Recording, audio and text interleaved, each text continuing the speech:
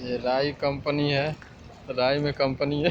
Mahesh ji recording कर रहे हैं, देखिए कंपनी के बाहर सारे बंदे खड़े हैं। ये कंपनी है, यहाँ पे पूरा बाढ़ आया हुआ है, गाड़ियाँ फंसी पड़ी हैं। इतना इतना पूरे गाड़ी में फंसे पड़े हैं, कैसे निकलेंगे यहाँ से? हम लोग फंसे हुए हैं, कैसे निकलेंगे हम लोग? ये देखिए इतना इतना सरकार कोई सुविधा नहीं दे रही है। हाँ, ये